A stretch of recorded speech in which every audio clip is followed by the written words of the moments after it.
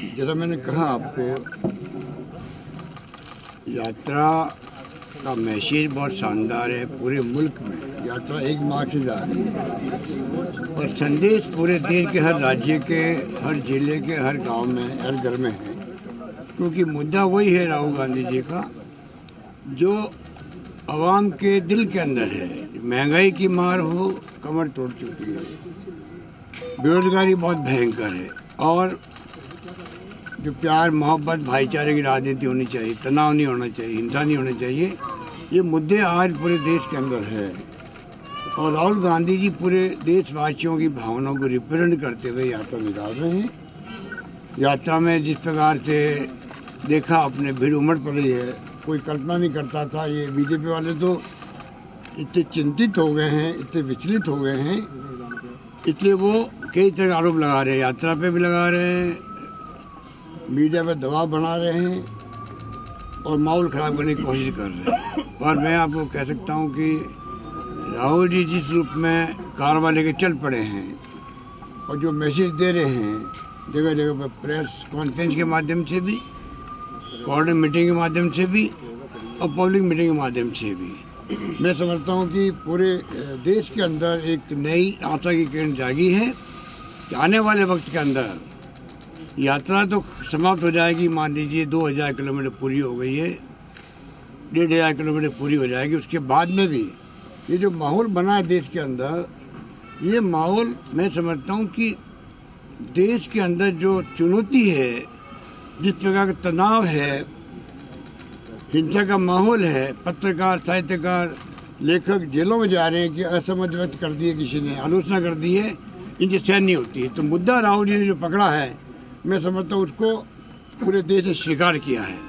इसलिए आज मोदी जी और अमित शाह जी जिस प्रकार से घूम रहे हैं गुजरात के अंदर, घर घर में, गांव गांव में, जो कहते हैं कि मोहल्ले मोहल्ले में जा रहे हैं, इस प्रकार की यात्रा वहाँ क्यों हो रही है?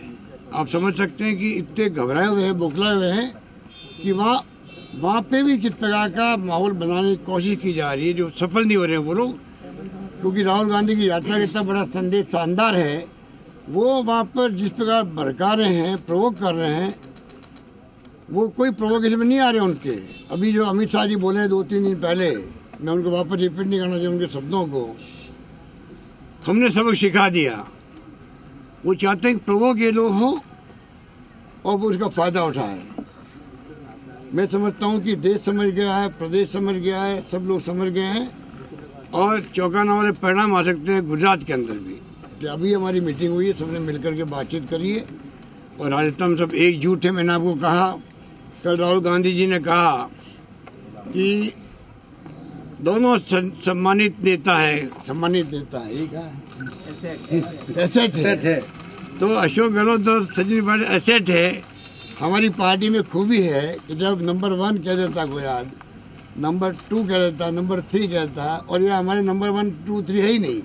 जब खड़गे साहब अध्यक्ष बन गए हैं तो सोनिया जी और राहुल जी, उनकी नेचर हम जानते हैं कि किस प्रकार से वो प्रोटोकॉल निभाना जानते हैं।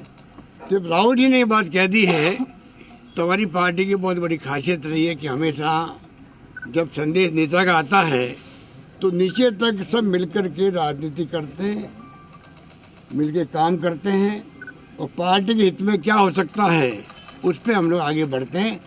तो मैं आपको कह सकता हूं कि राजस्थान के अंदर भी हमारी चुनौती है अगला चुनाव 2023 का, और चुनाव जीतना हमारे लिए बहुत आवश्यक है, देश हित के अंदर है। कांग्रेस अगर मजबूत होगी देश के अंदर तो ही मैं समझता हूं देश का फ्यूचर बना रहेगा, मजबूत रहेगा। क्योंकि जो चुनौती है देश के सामने, जिसके लिए इंदिरा गांधी जी ने जान दे दी, प्रदेश एक रखा, अखंड रखा, राजीव गांधी शहीद हो गए शांति स्थापित करने के प्रयास के अंदर, तो ये तमाम बातें हमारे जहन के अंदर है। हमारे लिए पार्टी सर्वोपरि है। हम चाहेंगे कि पार्टी का जो कारवां चल पड़ा राहुल जी के साथ में आगे बढ़े, देश के अंदर कांग्रेस का रुतबा जो था पहले पुनः कायम होगा। क्योंकि कांग्रेस का और देश का डीएनए एक है। उसी रूप में ये जो ताकतें हैं फासिस्टी, जिनका कोई यकीन नहीं लोकतंत्र में, वो लोकतंत्र का चेहरा पहन करके, मुखौटा पहन के राजनीति कर रहे हैं, उनको एक्सपोज करने का काम भी यात्रा के बाद में भी हम लोग मिलकर करेंगे। धन्यवाद। अब मैं आदरणीय वेणुगोपाल जी से आग्रह